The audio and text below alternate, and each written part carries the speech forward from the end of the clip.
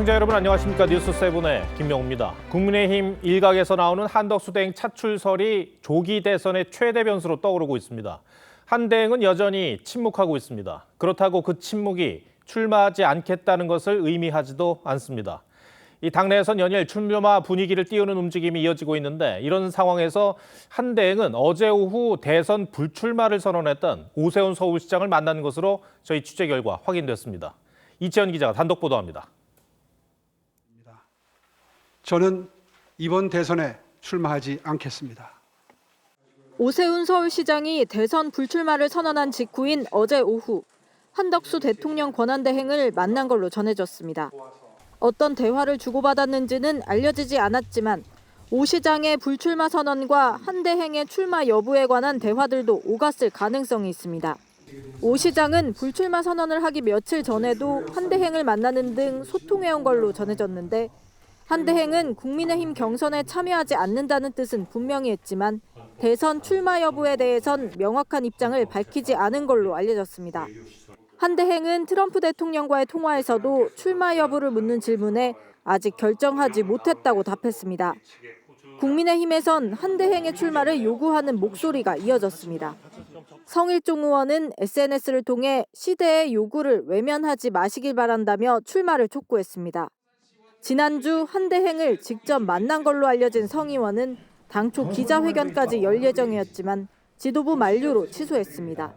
한덕수 차출설에 민주당은 실패한 계엄 총리, 나이든 윤석열이라며 원색적 비판을 쏟아냈습니다.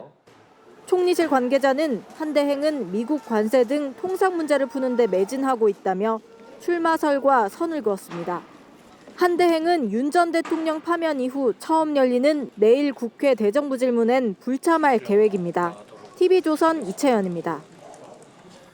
이처럼 국민의힘 경선도 복잡하게 돌아가고 있습니다. 오세훈 서울시장에 이어 오늘은 국민의힘 경선 규칙에 불만을 나타냈던 유승민 전 의원이 경선에 참여하지 않겠다고 선언했습니다. 중도 확장성의 강점을 갖고 있는 것으로 평가받는 주자들인데 국민의힘 경선 흥행에도 빨간불이 켜졌다는 우려가 나오고 있습니다. 이태희 기자가 보도합니다. 주말 동안 거취를 고민하겠다고 했던 유승민 전 의원이 자신의 SNS에 올린 글입니다. 당이 반성과 변화의 길을 거부하고 있다며 국민의힘 경선에 참여하지 않겠다고 했습니다. 국민의힘 선거관리위원회가 경선 여론조사에서 민주당 지지자를 제외하는 역선택 방지 조항을 넣겠다는 입장을 고수한 데 따른 것으로 보입니다. 결국은 국민의힘 지지층만 상대로 경선을 하겠다는 이야기입니다. 이거는 국민을 대상으로 사기를 친 거라고 생각합니다. 다만 유 전 의원 측은 대선 불출마를 선언한 건 아니라고 했습니다. 무소속 출마 등 다른 가능성을 열어둔 거란 해석이 나왔습니다. 어제 오세훈 서울시장이 대선 불출마를 선언한 데 이어 유력 주자들이 줄줄이 경선 불참 의사를 밝히자 당 지도부도 당혹스러운 분위기입니다. 국민의힘 지도부 관계자는 처음엔 너무 과열된다고 비판받다가 지금은 반대로 흥행이 안 된다고 비판받고 있다며 중도 확장성이 있는 후보들이 경선을 포기하는 건 걱정스러운 일이라고 했습니다. 굉장히 아쉬운 일이라고. 모두가 경선에 참여하셔서 또 경선 과정에서 더 뜨거운 경쟁을 펼친다면 더 좋지 않았을까. 당내 한덕수 권한대행 추대 움직임에 경선 주자들의 불만도 나옵니다. 친한동훈계 김종혁 전 최고위원은 한 대행을 국민의힘 최종 경선 후보와 재경선시키려는 음모가 있다며 눈가림 경선을 하고 있는 것이라고 비판했습니다. TV조선 이태희입니다. 그래도 출마 움직임은 활발했는데 개혁신당에서 최근 국민의힘으로 입당한 양향자 전 의원이 대선 출마를 선언했고 적극적인 탈핵 반대 주장을 펴왔던 윤상현 의원도 출마를 예고했습니다. 다른 주자들은 다음 주 시작되는 1차 컷오프 여론조사를 앞두고 시민들과의 접촉면 늘리기에 나섰습니다. 김창섭 기자가 보도합니다.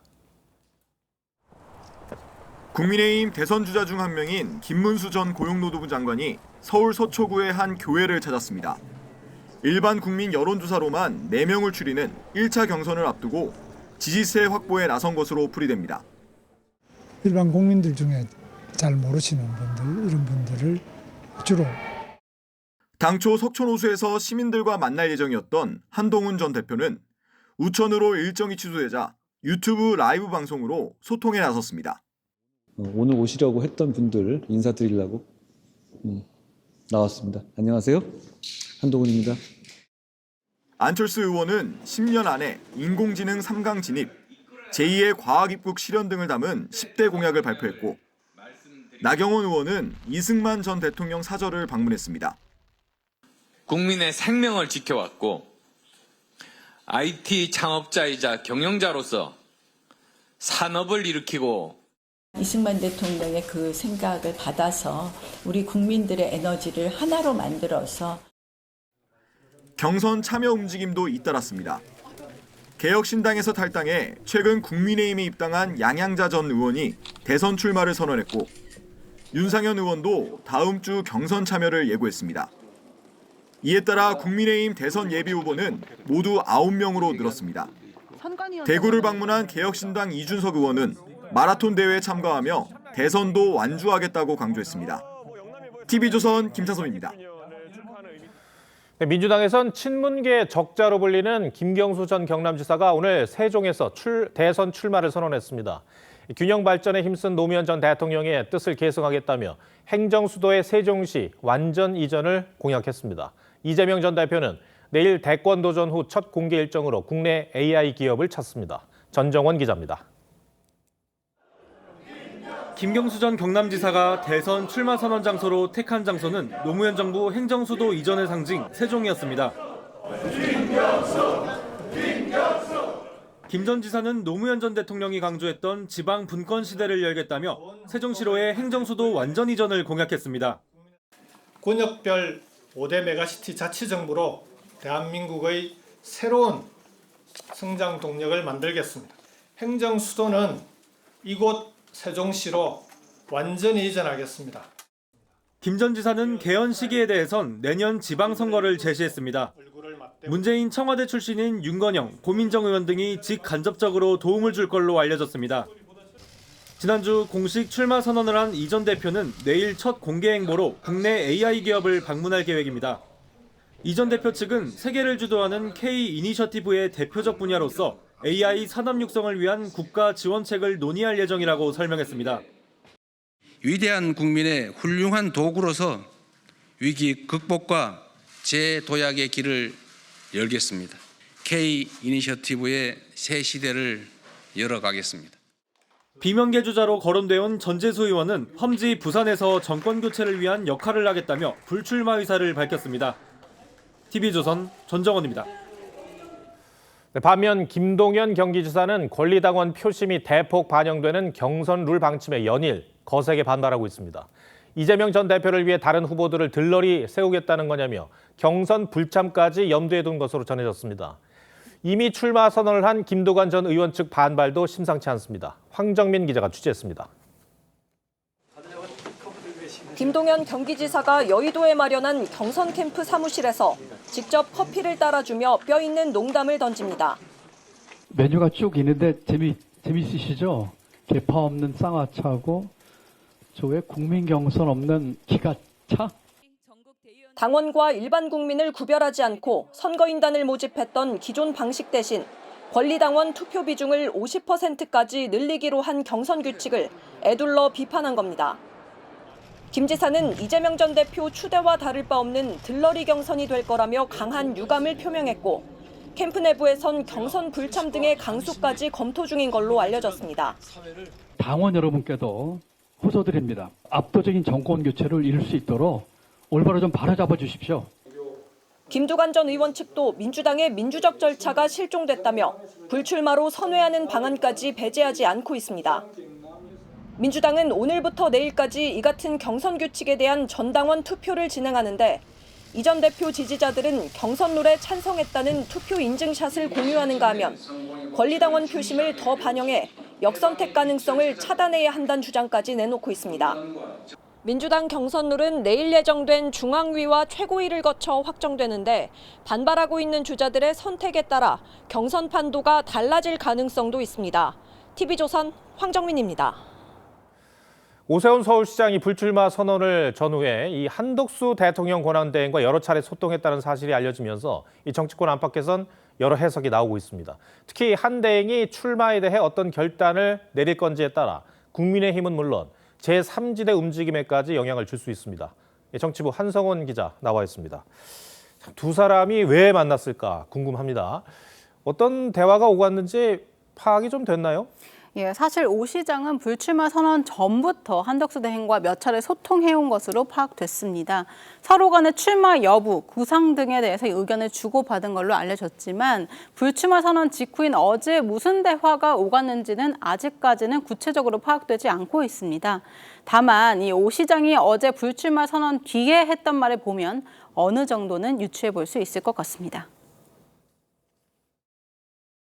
국정을 책임지겠다 하는 입장이 되시려면 본인의 의지, 본인의 결단으로 국민 여러분들께 제가 나라의 미래를 이런 방향으로 책임지겠습니다라고 하는 입장을 스스로 밝히고, 쉽게 말해서 대선에 나올 거면 입장을 명확히 해라, 이런 의미로 읽힙니다.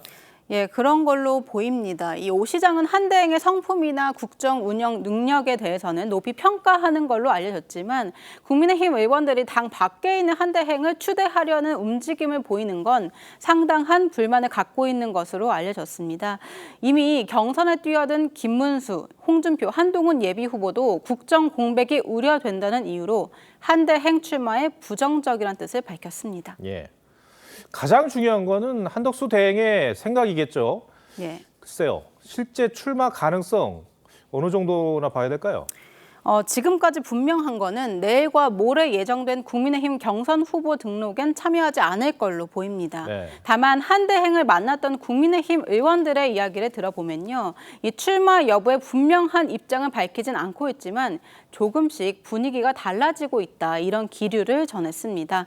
이 출마에 대한 물음에 애초에는 자격이 없다 이렇게 말했었는데 최근에는 고민을 많이 하고 있다, 이런 식으로 뉘앙스가 미묘하게 바뀌었다는 겁니다. 예. 물론 이 한대행의 출마를 요구하는 의원들의 바람이 반영된 해석일 가능성도 배제할 수는 없습니다. 한대행의 출마를 촉구하는 의원 가운데 이른바 친윤계 의원이 많다고 하던데 네. 이거는 어떻게 봐야 됩니까?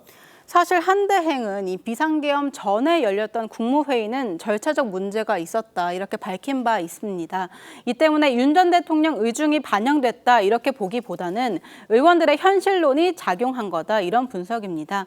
탄핵 반대를 강하게 주장했던 주자들은 중도 확장성에 한계가 있는 만큼 안정감 있는 한덕수 대행으로 판을 흔들어 볼 수 있지 않겠느냐는 겁니다. 다만 친한계에서는 이 같은 움직임에 대해 자신들의 기득권을 유지하기 위한 정치공학적 시도라며 비판적 시각을 갖고 있는 것도 사실입니다. 글쎄요, 이제 조금 이르다고도 할 수 없는 게 대선이 얼마 안 남았기 때문에 네. 한대행이 만약에 출마를 결심하게 되면은 국민의힘 후보로 나오는 것 같지는 않고 이제 무소속으로 출마를 할 것 같은데 네. 결국은 나중에는 단일화가 네. 가장 큰 문제가 되겠어요? 예, 맞습니다. 한대행 추대를 요구하는 국민의힘 의원들은요, 2002년 16대 대선 당시에 이 노무현, 정몽준 단일화 모델을 염두에 두고 있는 분위기입니다. 노무현 후보가 대선 3주 전에 정몽준 후보와 단일화에 성공하면서 당시에 대세라는 평가가 지배적이었던 이회창 후보를 누르고 당선됐었습니다. 특히 이 국민의힘뿐만 아니라 과거 민주당 탈당 인사들이 만든 새미래민주당 이낙연 전 총리, 그리고 개혁신당 이준석 후보까지 이른바 반-이재명 개헌연대를 만들 수 있다는 구상입니다. 물론 이 한덕수 대행이 출마 결심을 한다면 추후에 유의미한 지지율을 보일 것인지, 또 이 경선에서 뽑힌 국민의힘 후보와 개혁신당 이준석 후보가 이 같은 구상에 동의할 것인지 등 실제 성사까지는 변수가 매우 많은 것도 사실입니다. 네. 정치는 가능성의 예술이라는 말도 있잖아요. 어떤 일이 벌어지는지 지켜봐야겠습니다. 네. 알겠습니다. 한성원 기자, 잘 들었습니다. 내일 윤석열 전 대통령의 내란 혐의 첫 정식 재판이 열립니다. 윤 전 대통령은 헌법재판소가 파면을 선고한 지 열흘 만이자 사저로 복귀한 지 사흘 만에 법정에 나오게 됐습니다. 송무빈 기자가 보도합니다. 윤석열 전 대통령은 지난 금요일 관저를 떠나 서초동 사저로 복귀했습니다.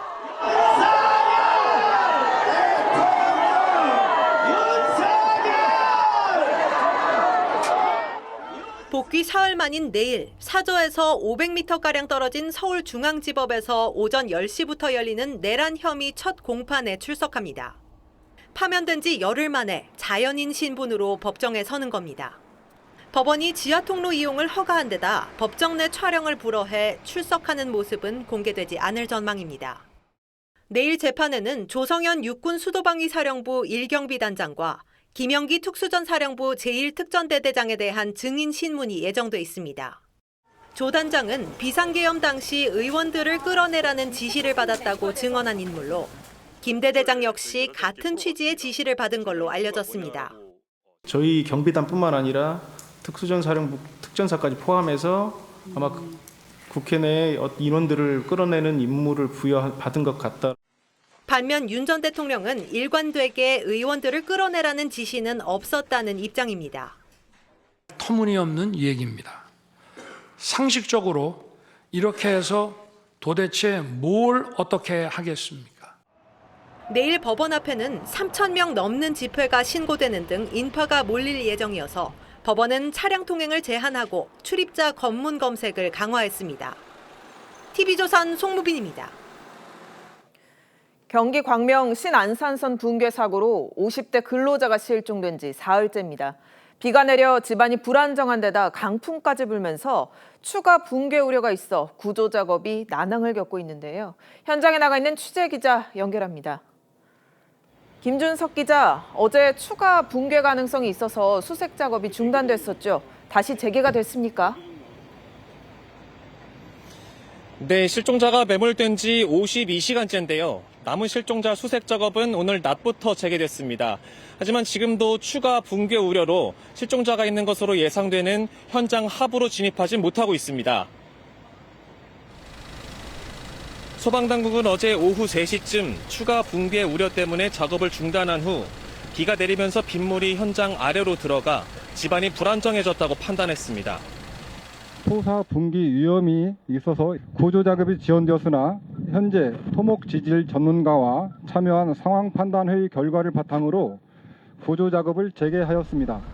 현재 크레인으로 터널 현장 상부에 무너져 있는 펜스들을 제거하고 인근에 위치해 아래로 추락할 위험이 있는 컨테이너나 포클레인 등을 고정시키는 작업을 진행 중입니다.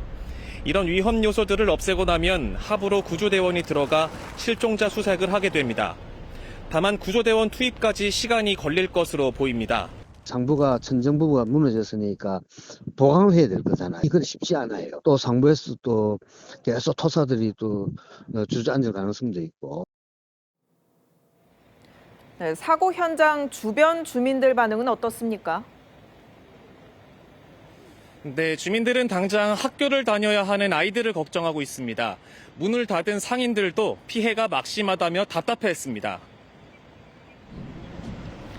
사고 현장과 바로 인접한 아파트 주민들은 단지 입구를 지나면서 불안한 마음에 붕괴 현장에서 눈을 떼지 못했습니다. 현장 근처에 초등학교가 위치해 있어 어린 자녀를 둔 부모들의 걱정이 컸습니다. 초등학교를 다니고 있는데 월요일하고 화요일날 이제 학교를 등교를 안 한다 그래서 등하교길이 이제 위험하지 않을까 좀 걱정이 되고 있습니다. 사고 현장과 50m밖에 떨어지지 않은 이 학교는 당장 이틀간 휴업하기로 했지만 안전 점검 결과에 따라 휴업이 연장될 수 있습니다. 주변 식당들은 사고 여파로 손님들이 찾지 않을까 걱정입니다. 토요일, 일요일 다 취소되고 5월달 거 예약하신 분들도 불안하다고 안 오시는 거예요. 괜찮습니다라고 얘기를 해도 불안하다고. 내일도 사고 현장 지역은 하루 종일 비가 내리는 궂은 날씨가 예보돼 있어 구조 작업은 더딜 것으로 예상됩니다. TV조선 김준석입니다. 오늘 하루 서울과 부산에서 크고 작은 싱크홀이 동시에 발견됐습니다. 다행히 인명피해는 없었지만 집안 침하에 대한 시민들의 불안감 커지고 있는데요. 어젯밤 서울 동대문역에선 상가에서 불이 나 40여 분간 열차가 무정차 통과하게 됐습니다. 사건 사고 소식 김예나 기자가 보도합니다. 소방대원들이 옷가지를 뒤집어가며 물을 뿌립니다. 전기난로는 형체를 알아보기 힘들 만큼 찌그러졌습니다. 어젯밤 9시 45분쯤 서울 동대문역 안 의류 매장에서 불이 나 50여 분 만에 꺼졌습니다. 역사 안에 있던 50여 명이 대피하고 40여 분간 지하철이 무정차 통과했습니다. 불이 난 매장이 지하철 4호선 승강장과 계단으로 이어져 있어 뿌연 연기가 승강장 안으로 흘러들어갔습니다. 다 팔아가지고 문 닫았더니 저 연기가 여기서 올라오는데요. 그러다가 소방차가 나타났고 불이 통제했고. 소방당국은 전기난로에서 불이 시작된 걸로 보고 있습니다. 횡단보도 한복판에 깊이 4m가 넘는 구멍이 뚫렸습니다. 오늘 새벽 5시 30분쯤 부산 학장동의 도시철도 공사 현장 부근에서 가로 5m, 세로 3m의 싱크홀이 생긴 겁니다. 주변 4개 차로가 모두 통제됐습니다. 방버스 쪽에 문제가 있는 것 같아서 복구만 하는 거고. 부산시는 긴급 복구 작업과 함께 원인 조사에 나섰습니다. 서울 마포구 애호개역 앞 도로에도 아침 8시 50분쯤 지름 40cm, 깊이 1.3m의 싱크홀이 생겼습니다. 서울 서부 도로사업소는 땅속 하수도관 파열로 물이 흐르면서 땅꺼짐이 생긴 걸로 보고 있습니다. TV조선 김예나입니다. 네, 벚꽃과 눈꽃이 동시에 내리는 모습이 당황스러웠던 하루였습니다. 4월 중순 서울에 눈과 우박이 내린 건 기상관측 시작 이래 처음인데요. 내일 아침 출근길에는 빙판길을 주의하셔야겠습니다. 김태준 기자입니다. 한겨울 패딩에 모자까지 쓴 시민들이 거센 바람을 맞으며 걸어갑니다. 갑자기 내리는 비에 서둘러 우산을 펼쳐듭니다. 어제까지만 해도 너무 더워가지고 반팔 입고 다녔는데 갑자기 추워가지고 좀 약간 당황스럽네요. 기온이 다소 높았던 남부지방도 비바람에 봄나들이객들이 불편을 겪었습니다. 비가 와가지고 솔직히 조금 당황스럽기는 해요. 이제 좀 바람이 좀 세게 분다라는 생각은 좀. 지난 한 주 동안 꽃잎이 만개하면서 절정에 달했던 벚꽃은 갑작스럽게 불어온 강풍과 많은 양의 봄비에 꽃잎이 대부분 떨어졌습니다. 오늘 아침 서울은 기온이 1.1도까지 떨어져 118년 만에 4월 중순에 눈이 관측됐고 대설주의보가 발효된 설악산 소청 대피소 주변에는 1cm 눈이 쌓였습니다. 수도권 일부 지역에서는 우박이 내리기도 했습니다. 강풍 피해도 잇따랐는데 수원역에서는 강풍에 담벼락이 쓰러지고 일부 지역은 정전까지 발생하는 등 경기도에서만 101건의 강풍 피해 신고가 접수됐습니다. 어제 제주에서는 순간 풍속 32.5m의 강풍이 불어 간판이 흔들리고 나무가 뿌리째 뽑히기도 했습니다. 내일까지 전국에 대체로 비 또는 눈이 내리는 곳이 있겠고 특히 내일 새벽에는 강원 산지를 중심으로 많은 눈이 예상됩니다. 기상청은 시설물과 농작물 관리 등 안전사고 방지에 노력해달라고 당부했습니다. TV조선 김태준입니다. 남성 여러 명이 여성 1명을 납치하려 한다는 신고가 들어와 경찰이 출동했습니다. 알고 보니 지인간 신랑이었을 뿐 납치는 아니었는데 이들 일행이 경찰을 보고 화들짝 놀라 도망친 이유 따로 있었습니다. 조윤정 기자의 단독 보도입니다. 경광등을 켠 경찰차가 가게 앞에 잠시 멈추더니 홍대 정문 방향으로 향합니다. 납치 의심 신고를 받고 경찰이 출동한 모습입니다. 지난 10일 새벽 2시쯤 서울 마포구 홍대 인근에서 남자들이 여자를 끌고 납치하는 것 같다는 신고가 접수됐습니다. 신고를 받고 출동한 경찰은 이들이 홍대 앞에서 차량을 버리고 도망가는 것을 발견하고 붙잡았습니다. 경찰이 신원을 확인해보니 카자흐스탄 국적 남성 4명과 여성 1명 모두 서로 아는 사이였습니다. 납치는 5인 신고였던 겁니다. 거기 경찰차가 4대가 왔었고요. 거기 택시를 다 빼고 막 하면서 오는데 사람들끼리 실랑이 있었대요. 경찰 관계자는 여성이 술에 취한 모습을 행인이 보고 잘못 신고한 걸로 보인다고 했습니다. 그런데 경찰이 확인해보니 남성 4명은 2022년에서 2023년 사이 이미 체류기한이 만료된 불법 체류자였습니다. 경찰은 이들을 출입국관리법 위반 혐의로 체포한 뒤 출입국 사무소에 넘겼습니다. TV조선 조윤정입니다. 미국 정부가 스마트폰과 컴퓨터 등을 상호관세 부과 대상에서 제외하기로 했습니다. 미국 스마트폰 대부분이 중국에서 수입되기 때문에 대중국 관세 완화의 첫 번째 신호라는 평가도 나옵니다. 반도체에 대한 품목별 관세는 내일 구체적으로 발표하겠다고 예고했습니다. 최윤정 기자입니다. 대중 관세 추가에 광폭 행보를 보이던 트럼프 대통령이 한 발 물러난 듯한 조치를 취했습니다. 미국 정부가 스마트폰과 노트북 컴퓨터, 반도체 제조 장비 등 20개 품목을 상호 관세 대상에서 제외하기로 했습니다. 미국의 스마트폰 수입 가운데 중국 비중이 81%에 달하는데 중국에서 주로 생산되는 아이폰 가격이 크게 오를 수 있다는 관측이 나오자 내려진 조치입니다. 노심초사하던 애플과 삼성전자 등 빅테크 기업들은 한숨 돌리게 됐습니다. 미국에 수입이 되는 스마트폰이나 노트북이나 모든 물가가 너무 크게 오르기 때문에 트럼프가 연기를 했다고 보고 있고 삼성이 가장 큰 혜택을 받을 수 있다. 다만 이번 관세 면제가 일시적인 조치일 수 있다는 관측도 나옵니다. 미국이 특정 품목에 추가될 관세를 고려해 국가별 상호 관세를 면제했을 가능성이 있다는 겁니다.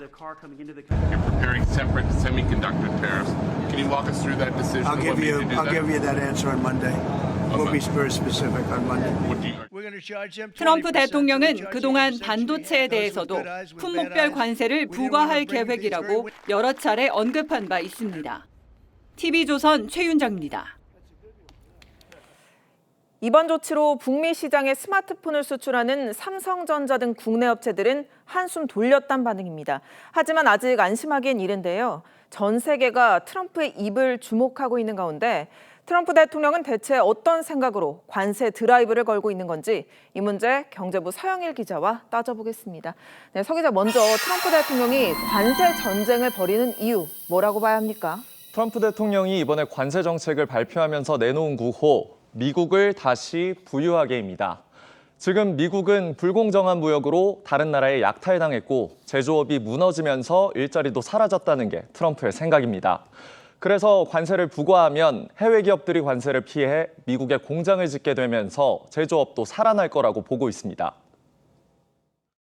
Tariffs will make our country rich. Properly used.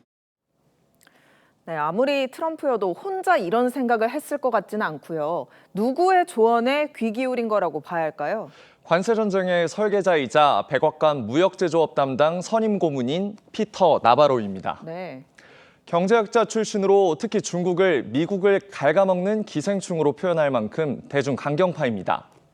제가 들고 있는 게 나바로가 2011년에 출간한 책인데요. 중국의 불공정 무역 관행 때문에 미국이 위험해질 거라고 경고하면서 관세로 적자를 줄여야 한다고 주장했습니다. 트럼프는 당시 언론 인터뷰에서 이 책을 꼭 읽어보라고 했는데요. 집권 1기 때부터 나바로의 주장을 정책화하고 있습니다. 네, 트럼프가 관세 전쟁에 이어서 환율 전쟁에 나설 거다라는 전망도 있던데요. 트럼프는 달러 가치를 떨어뜨리면 미국 제품의 가격 경쟁력이 높아져 무역 적자를 줄일 수 있을 거란 생각도 하고 있습니다. 그래서 적자가 심한 중국에 대해 달러 대비 위안화 가치를 높이는 합의에 나설 거란 전망이 나옵니다. 지난 1985년 미국은 플라자 호텔에서 경제대국으로 떠오른 일본의 엔화 가치를 높이는 플라자 합의를 했는데요. 이번엔 트럼프의 별장인 마러라고가 거론되면서 마러라고 합의로 불리고 있습니다. 네, 이런 구상에도 일조한 참모도 있을 것 같은데요. 이번에 경제자문위원회 의장으로 발탁된 스티븐 미란입니다. 지난해 11월 내놓은 논문 일명 미란 보고서는 트럼프 경제정책의 나침반으로 불리는데요. 미국의 무역과 재정, 쌍둥이 적자를 해결하려면 징벌적 관세로 다른 나라들의 겁을 준 뒤 환율 전쟁을 해야 한다는 내용입니다. 또 미국이 발행하는 국채를 사실상 이자를 주지 않는 장기 채권으로 바꿔 적자를 해소하자는 주장도 하고 있습니다. 네, 지금은 결국 관세를 90일간 유예하기로 한 상황입니다. 트럼프의 관세 폭주를 멈추게 한 요인, 뭐라고 봐야 할까요? 세계 증시뿐 아니라 가장 안전하다고 꼽히는 미 국채 시장까지 흔들린 영향이 컸습니다. 이 과정에서 키맨으로 등장한 게 스콧 베센트 재무장관입니다. 베센트 재무장관은 조지 소로스가 이끌던 헤지펀드에 몸담았던 인물인데요. 이번에 전 세계를 대상으로 한 관세 폭탄 대신 중국에 집중하자는 전략을 강조했고 트럼프가 이를 받아들였다는 얘기가 나옵니다. 네, 일단 한숨 돌리는 분위기긴 합니다만 트럼프가 또 어떤 폭탄을 던질지 이 측근들의 입에도 주목해 봐야겠습니다. 서 기자 잘 들었습니다.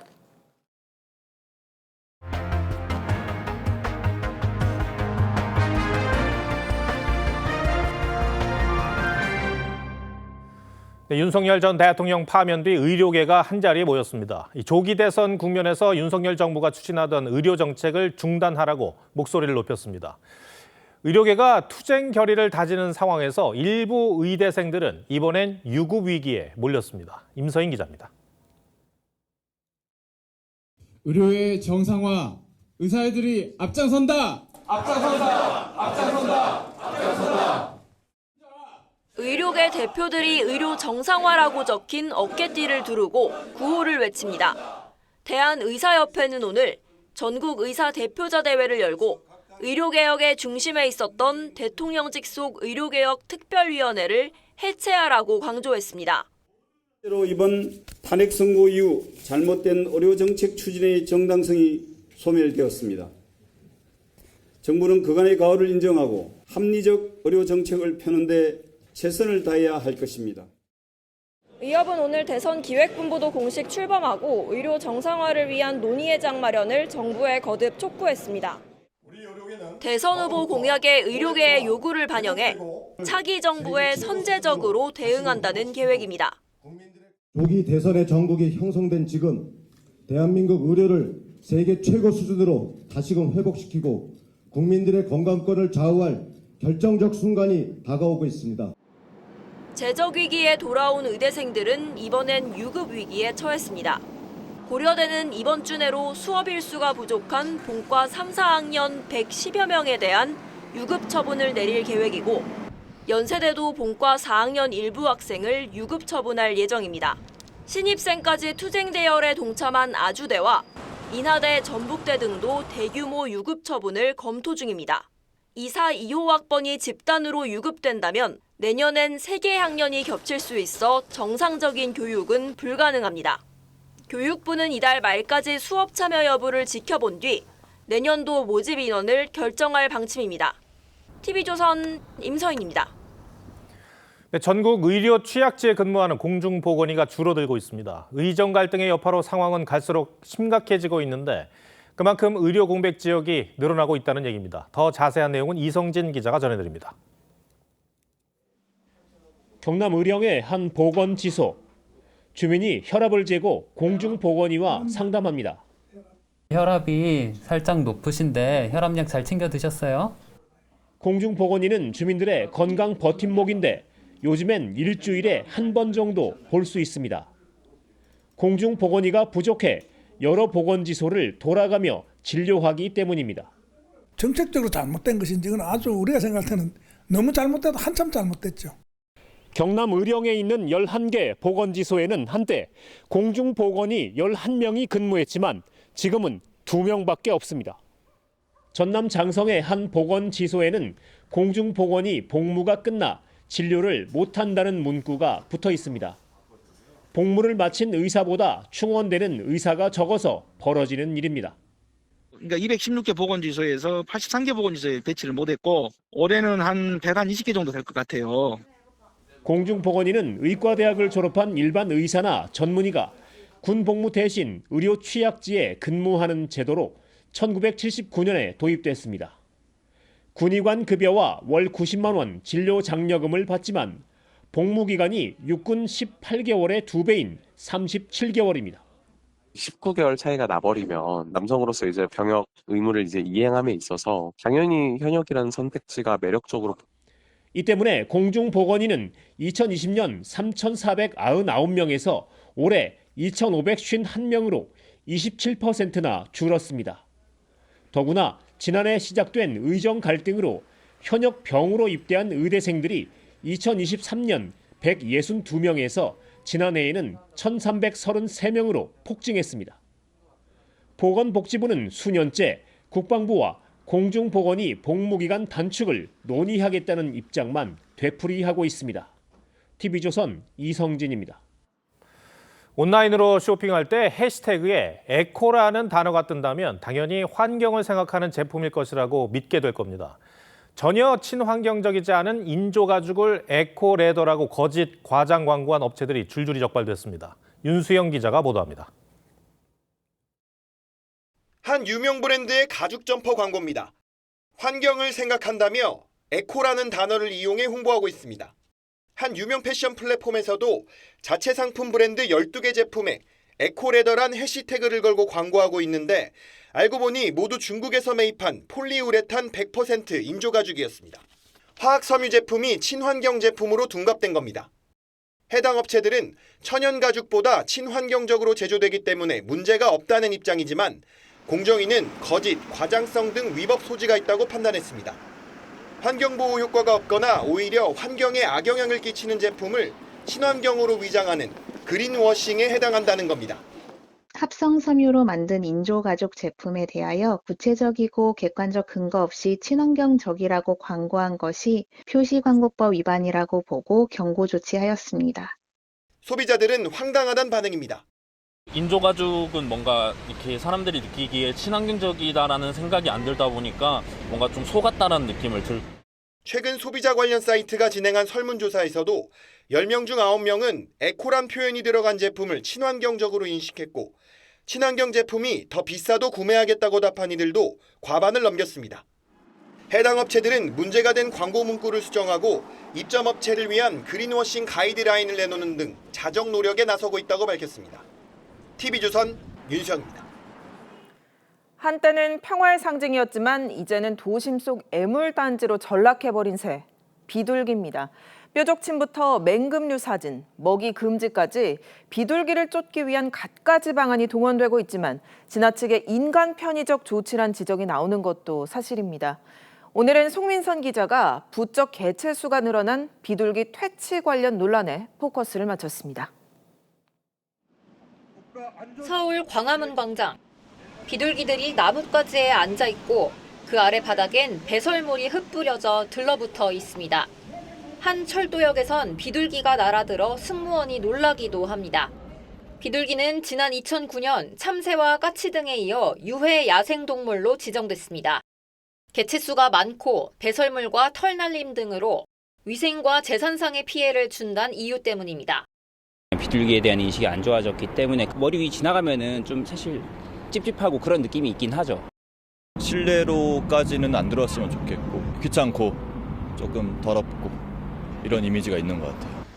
실제로 서울시에 접수된 비둘기 관련 민원은 2020년 667건에서 2023년 1432건으로 3년 새 2배 이상 늘었습니다. 지하철역엔 비둘기 천적인 맹금류, 독수리 사진이나 황조롱이 모형이 걸렸고 35개의 역사엔 새가 앉지 못하게 뾰족한 침이 설치됐습니다. 하지만 역부족이란 지적이 나왔습니다. 결국 서울시는 비둘기에게 먹이를 주면 과태료를 물리기로 했습니다. 오는 7월부터 광화문 광장과 여의도공원, 한강공원 등 총 38곳에서 모이를 주면 첫 번째 적발엔 20만 원, 세 번째는 100만 원의 과태료를 내야 합니다. 시설물마다 저희가 관리하는 기관이 있고 25개 구청장이 지정하는 시설물들이 있기 때문에 이번에 지정한 거는 그 서울시에서 관할하는 시설에 대해서 지정을 한 거고요. 하지만 담배꽁초 무단투기 과태료가 5만 원인데 비해 과하다는 지적도 있습니다. 지나치게 인간 편의적이란 비판도 나옵니다. 동물의 입장을 고려한다든지 생태적이지는 않다라고 보죠. 결론적으로 비둘기로 인해서 무슨 문제가 있었는데 이게 조례로 인해서 해결이 됐다. 이런 결과가 나올 것 같지는 않아요. 과연 먹이를 안 주면 도심을 떠날 거냐. 이런 것도 예측이 안 되는 거죠. 굶어 죽이는 대신 친환경적으로 개체수를 조절하는 방안을 적극 논의해봐야 한다는 주장도 나옵니다. 프랑스나 홍콩 등에선 비둘기 집을 흔들어 부화를 방해하거나 가짜 알로 바꿔치기 하는 방법 등이 활용되고 있습니다. 뉴스7 포커스입니다. 올림픽 월드컵과 함께 지구촌 3대 축제로 불리는 엑스포가 일본 오사카에서 개막했습니다. 주제는 미래 사회로 앞으로 6개월간 각국의 최첨단 기술을 보여주겠다는 목표입니다. 시작 전부터 티켓 판매 부진과 바가지 논란이 겹치면서 얼마만큼 흥행이 될지는 미지수입니다. 이루라 기자입니다. 오사카 인공섬에 들어선 원형 목조 구조물 그랜드 링. 일본 전통 건축 기법에 따라 못질 하나 없이 나무를 가로 세로로 교차시켜 만든 구조물입니다. 지름만 614m, 둘레는 약 2km에 달하는 세계 최대 목조 건축물입니다. 이 상징적인 구조물을 중심으로 158개국이 참여하는 2025 오사카 엑스포에 6개월 대장정이 시작됐습니다. ここに2025年日本国際博覧会大阪・関西万博の開会を祝し、今回が最後かなって思うので、もう今度大阪とかではしないでしょうし、私が生きている間に。だからその思いで楽しみたいなと思います。 가장 기대를 모으는 건 우주 경쟁국들의 돌 경쟁입니다. 주최국인 일본은 1000만 년 전 소행성과 충돌한 화성으로부터 떨어져 나온 운석을 공개하고, 미국과 중국은 각각 달의 돌, 달에서 채취한 토양을 선보입니다. 한국과는 대형 미디어 파사드를 통해 K-팝 등 한류를 최첨단 영상으로 구현했습니다. 흥미진진한 볼거리로 주목은 끌었지만 정작 흥행 전망은 비관적입니다. 한화 8만 원에 달하는 역대 최고가 입장권 탓인지 판매액은 목표의 65%인 906만 장에 그쳤고, 무엇보다 라멘 한 그릇에 최고 4만 원에 달하는 엑스포 물가에 일본 내 여론은 싸늘합니다. 여기에 매립지에 조성된 행사장의 메탄가스 폭발 위험 가능성까지 제기되면서 엑스포 흥행에 대한 불안한 시선이 사그라들지 않고 있습니다. TV조선 이루라입니다. 17살 고교생 괴물 신인 임종원 선수가 쇼트트랙 국가대표 선발전에서 돌풍을 일으켰습니다. 하얼빈 아시안게임 금메달리스트 박지원 선수는 최종 10위로 예비 명단에 들지 못했습니다. 구민성 기자가 대표팀 선발전에 다녀왔습니다. 초반부터 치고 나가며 빠른 스피드를 자랑한 신예 임종원. 정교한 코너링으로 선두를 지켰지만 마지막 코너에서 아쉽게 중심을 잃습니다. 괴물 신인 임종원이 1, 2차전 점수 합계 1위로 국가대표에 선발됐습니다. 어제 열린 2차 선발전 1500m와 500m에서 각각 1위와 3위를 기록하면서 오늘 1000m에서 결승 진출에 실패했음에도 1위를 지켰습니다. 임종원은 단숨에 대표팀을 이끌 차세대 기대주에 등극했습니다. 묵묵히 혼자 열심히 운동하면서 해왔기 때문에 비결 같은 건 없지만 좋은 성적을 거둘 수 있었던 것 같습니다. 강점은 속도적인 부분에서도 좋고 체력도 좋다고 생각합니다. 2022 베이징 올림픽 금메달리스트 황대현은 예선에서 4위로 들어와 탈락했지만 어제 500m 1위로 세 번째 올림픽 출전 티켓을 여유롭게 따냈습니다. 꿈의 무대인 자리에 한 발짝 다가간 만큼 정말 무겁고 중요한 자리라고 생각하고 감사하게 느끼고 있습니다. 하얼빈 아시안게임에서 우리 대표팀을 이끌었던 박지원은 결승 진출 실패로 최종 8위 안에 들지 못해 결국 태극마크를 달지 못했습니다. 여자부에서는 세계 랭킹 1위 최민정이 이미 승선한 가운데 김길리와 노도희 등 7명이 추가로 선발됐습니다. 대표팀은 쇼트트랙 월드투어 시리즈에 4차례 출전해 기량을 끌어올린 뒤 내년 2월 대망의 밀라노 올림픽에 출전합니다. TV조선 구민성입니다. 국내 대형마트 2위인 홈플러스가 기업 회생 절차를 밟기 시작한 지 40일이 지났습니다. 회생 신청 직전 수천억 원어치 단기 채권을 발행해 투자자들에게 손해를 끼친 의혹까지 불거져 검찰이 수사에 착수한 상태입니다. 잠시 후 뉴스7에 이어 방송되는 탐사보도 추적자들 사모펀드 MBK의 두 얼굴 편에선 홈플러스 대주주인 사모펀드 운용사 MBK 파트너스의 민낯을 보여드립니다.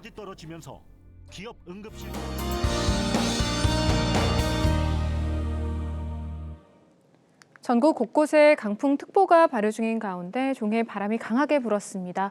내일도 대부분 지역에 순간풍속 초속 15m 이상, 해안 지역에서는 20에서 25m 이상의 돌풍이 예상됩니다. 시설물 점검 잘 해주시고 항공기 이용객들은 사전에 운항 정보를 확인해 주셔야겠습니다. 내일도 전국에 비나 눈이 내리겠습니다. 돌풍과 벼락, 쌀아고박을 동반하며 요란스러울 수 있겠는데요. 새벽에 강원 산지에는 대설특보가 내려질 가능성도 있겠고 그 밖의 지역 1에서 많게는 5cm의 눈이 내리겠습니다. 비로 내린다면 5에서 20mm 정도가 예상됩니다. 내일도 오늘처럼 쌀쌀하겠습니다. 아침에 서울과 대전 4도에서 출발하겠고요. 한낮에는 서울이 10도, 청주 11도 선에 머물겠습니다.